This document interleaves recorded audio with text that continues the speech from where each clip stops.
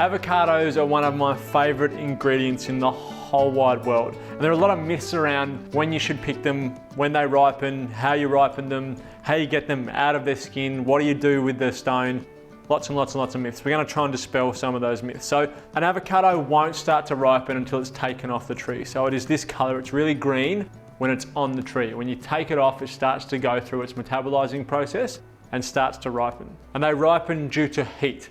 So if they're in a warmer environment, they'll ripen quicker. If they're in a cooler environment, they'll ripen slower. So if you get one like this and you want to speed up the ripening process, keep it somewhere warm and it will get there faster.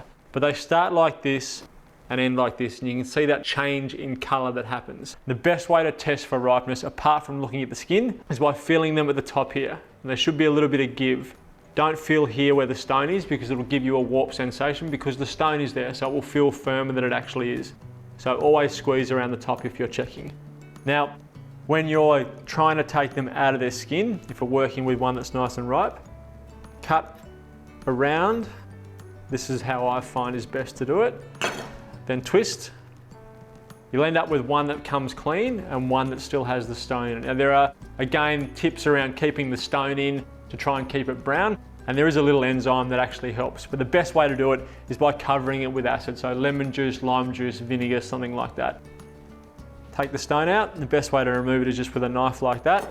Keep it in the skin, and that way it holds it together and it makes sure that you don't get your hands all messy.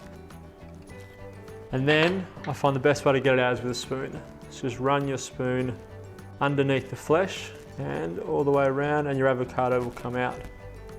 Then you can pop it on your board and you've got all of your layers, which you can fan out.